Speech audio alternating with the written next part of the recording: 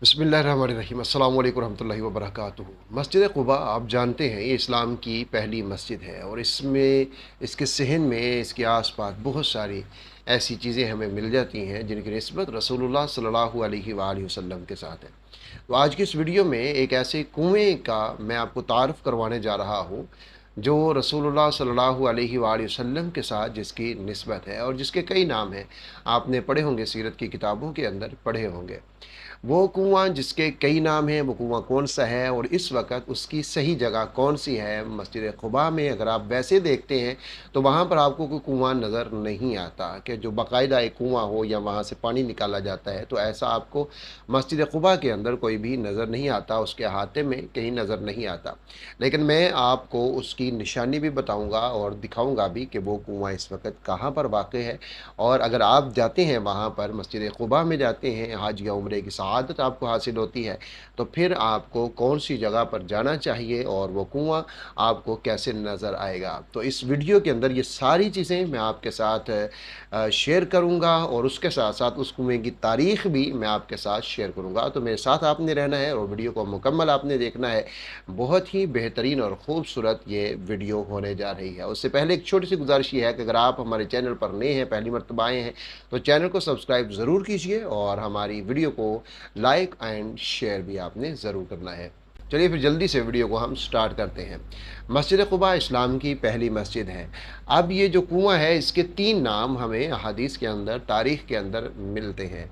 पहला इसका नाम बेर अरीस है और अरीस ये एक यहूदी का नाम था और वैसे भी अरीस किसान को कहा जाता है, तो ये उसकी तरफ मंसूब था। बेर अरीस इसका पहला नाम है।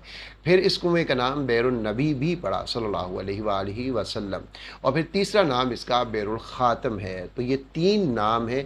पहला अरीस था और ये एक यहूदी के नाम के ऊपर था और बैरुन नबी के आप सल्लल्लाहु अलैहि वसल्लम यहाँ पर आकर तशरीफ़ फरमा हुआ करते थे।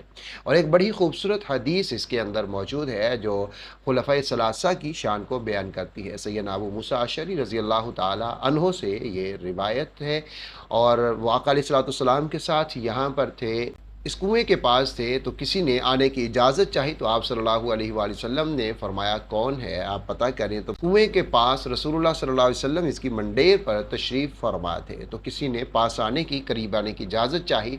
जब देखा तो वो अबू बकर सिद्दीक़ थे, तो हज़रत अबू मूसा अशअरी को रसूलुल्लाह सल्लल्लाहु अलैहि वसल्लम ने फरमाया कि इसको जन्नत की बशारत सुना दो। फिर उसके बाद हज़रत उमर आते हैं, उनको भी जन्नत की बशारत दी जाती है। फिर हज़रत उस्मान आते हैं और उनको भी जन्नत की बशारत दी जाती है। ये सही मुस्लिम के अंदर हदीस मौजूद है। अब इस तरीके से ये कुआँ एक बड़ी निस्बत वाला भी कुआँ बन जाता है कि यहाँ पर 3 खुलफ़ा को, खुलफ़ाए सलासा को रसूलुल्लाह सल्लल्लाहु अलैहि वसल्लम की तरफ से जन्नत की बशारत भी मिलती है। अब उसके बाद ये एक बैरुन नबी आपके साथ एक निस्बत है। अब तीसरी चीज़ जो मैंने अर्ज़ की थी, तीसरा नाम इसका अर्ज़ किया था, वो था बैर ख़ातम। अब बैर ख़ातम इसको क्यों कहा जाता है? रसूलुल्लाह सल्लल्लाहु अलैहि वसल्लम ने एक मोहर बनवा रखी थी, जो बाहर के जो वफ़ूद थे उनके साथ अगर कोई मुआहदा होता तो उसके ऊपर वो मोहर लगाने के लिए, जिसके ऊपर मोहम्मद रसूलुल्लाह नक़्श था और वो मोहर एक अंगूठी की शक्ल में थी। तो रसूलुल्लाह सल्लल्लाहु अलैहि वसल्लम ने उसके ऊपर मोहम्मद रसूलुल्लाह लिखवा रखा था और वही मोहर के तौर के ऊपर इस्तेमाल होती थी। वफ़ूद के साथ मुआहदे होते तो फिर भी वही मोहर लगाई जाती थी और अगर कहीं बाहर किसी दूसरे बादशाह को, किसी दूसरी सल्तनत में अगर कोई खतूत रसूलुल्लाह सल्लल्लाहु अलैहि वसल्लम की तरफ से भेजे जाते तो वही मोहर नबूवत इस्तेमाल होती थी। रसूलुल्लाह सल्लल्लाहु अलैहि वसल्लम ने जब इंतकाल फरमाया, इस जहान से आप कूच फरमा गए, तो वो मोहर सैयदा आयशा सिद्दीक़ा रज़ी अल्लाह ताला अन्हा के पास आ गई, यानी वो ख़ातम, वो जो अंगूठी है वो इनके पास आती है। सैयदना अबू बकर सिद्दीक़ रज़ी अल्लाह ताला अन्हो जब खलीफा बनते हैं तो यही मोहर, यही अंगूठी हज़रत अबू बकर सिद्दीक़ रज़ी अल्लाह ताला अन्हो के पास चली जाती है। अब जब हज़रत अबू बकर सिद्दीक़ रज़ी अल्लाह ताला अन्हो का इंतकाल होता है तो फिर यही मोहर हज़रत उमर रज़ी अल्लाह ताला अन्हो के पास चली जाती है। उनकी शहादत के बाद ये मोहर हज़रत उस्मान गनी रज़ी अल्लाह ताला अन्हो के पास आती है। हज़रत उस्मान गनी रज़ी अल्लाह ताला अन्हो के पास वो मोहर काफ़ी अरसा रहती है, वो अंगूठी रहती है। फिर एक रोज़ इसी कुएँ पे हज़रत उस्मान रज़ी अल्लाह ताला अन्हो बैठे थे, इसकी मंडेर के ऊपर ही। تو حضرت عثمان رضی اللہ تعالیٰ عنہ نے وہ مہر اپنے ہاتھ میں رکھی تھی کہ وہ مہر اس کنویں کے اندر گر جاتی ہے، اور جب وہ اس کنویں کے اندر گرتی ہے تو عثمان بہت پریشان ہوتے ہیں کہ یہ رسول اللہ صلی اللہ علیہ وآلہ وسلم کی مہر تھی، اور اس کے بعد آپ کے دو ساتھی حضرت ابوبکر، حضرت عمر رضی اللہ تعالیٰ عنہم اجمعین، ان کے پاس بھی یہ مہر ہے، یعنی بہت سی نسبتیں ان کو حاصل تھیں۔ تو حضرت عثمان رضی اللہ تعالیٰ عنہ نے اس کنویں کا سارا پانی نکلوایا، 3 دن تک اس کی صفائی ہوتی رہی کہ کہیں سے بھی مجھے وہ مہر مل جائے، لیکن وہ مہر ان کو نہیں ملتی ہے۔ اس مہر کی نسبت سے، یعنی اس انگوٹھی کی نسبت سے، اس کنویں کا نام بئر خاتم بھی ہے۔ اب چلیے میں آپ کو بتاتا ہوں کہ یہ آپ کو مسجد قباء میں کس طریقے سے نظر آئے گا، آپ ویڈیو میں بھی اس کو دیکھ سکتے ہیں۔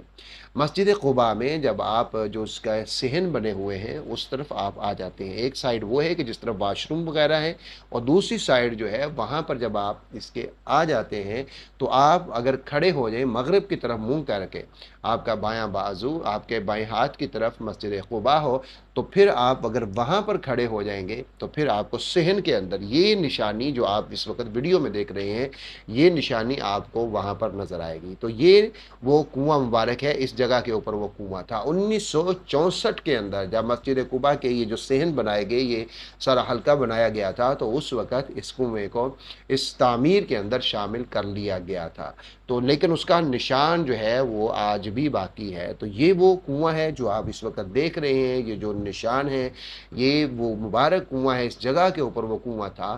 میرے پیچھے یہ آپ کو وہ کنواں نظر آ رہا ہے، یہ وہ کنواں یہ پیچھے دیکھیں گے مسجد قباء، اور یہ مسجد قباء کا محراب، اور یہ صحن کے اندر وہ مبارک کنواں ہے۔ جب بھی آپ مسجد قباء میں آئیں گے تو پھر اس کنویں کی زیارت، بہرحال اوپر سے بند کیا ہوا ہے لیکن پھر بھی ہمارے لیے ایک بہترین اور مقدس مقام ہے کہ جہاں رسول اللہ صلی اللہ علیہ وسلم تشریف فرما ہوا کرتے تھے، تو اس کی زیارت چلیں یہیں سے ہی ضرور کر لیا کریں۔ یہی وہ کنواں ہے جس کو بئر عریس بھی کہا جاتا ہے، اور یہی وہ کنواں ہے جس کو بئر النبی صلی اللہ علیہ وآلہ وسلم بھی کہا جاتا ہے۔ تو جب بھی اللہ رب العزت آپ کو توفیق دے اور آپ یہاں پر آئیں، مسجد قباء میں آئیں، مسجد قباء میں تو ویسے ہی بہت ہی زیادہ اجر ہے کہ رسول اللہ صلی اللہ علیہ وآلہ وسلم نے فرمایا کہ جو اپنے گھر سے وضو کرتا ہے اور پھر مسجد قباء میں آ کر وہ 2 نفل ادا کرتا ہے، یعنی 2 رکعت پڑھتا ہے، اگر نفل کا ٹائم ہے نفل پڑھ لے، نماز ہو رہی ہے نماز پڑھ لے، آپ وہاں پر نماز پڑھتے ہیں تو آقا علیہ الصلوۃ والسلام نے فرمایا کہ اس کے اوپر اللہ رب العزت اس کو مقبول عمرہ کا ثواب عطا فرماتے ہیں۔ آپ دیکھیے کہ دوسری طرف ہم نے جو عمرہ کرنا ہے، حج کرنا ہے، اس کا ثواب تو اپنی جگہ کے اوپر ہے، لیکن یہ وہ ثواب ہے کہ جو رسول اللہ صلی اللہ علیہ وسلم نے جس کی تصدیق فرمائی ہے کہ یہ ضرور مل جاتا ہے۔ تو آپ کو جب اللہ رب العزت توفیق دیں، آپ حج کے لیے آتے ہیں، آپ عمرہ کے لیے آتے ہیں، تو آپ نے مسجد قباء میں اپنی حاضری کو یقینی بنانا ہے، کوشش کر کے کہ زیادہ میں وہاں پر جا سکوں، اور دوسرے نمبر کے اوپر آپ اس کنویں کی بھی زیارت کیجیے، تاکہ ہمیں اپنی تاریخ کے ساتھ ایک ہمارا تعلق ہونا چاہیے اور ہمیں معلوم ہو کہ یہ وہ جگہ ہے جہاں حضرت ابوبکر صدیق رضی اللہ تعالیٰ عنہ، حضرت عمر اور حضرت عثمان غنی رضی اللہ تعالیٰ عنہ کو رسول اللہ صلی اللہ علیہ وآلہ وسلم کی طرف سے آپ ان 3 اصحاب کو جنت کی بشارت ملی تھی۔ تو اس کے 3 نام میں نے عرض کر دی ہیں، بئر عریس بھی ہے، یہ بئر النبی بھی ہے، اور بئر خاتم بھی ہے۔ امید ہے آج کی ویڈیو آپ کے لیے بہت ہی زیادہ فائدہ مند ثابت ہوگی، بہت سی معلومات آپ کو ملی ہوں گی، تو پھر جلدی سے آپ نے ویڈیو کو شیئر ضرور کرنا ہے تاکہ دوسرے لوگوں تک بھی یہ معلومات پہنچ سکے۔ اپنا بہت سا خیال رکھیے گا۔ اللہ حافظ ناصر۔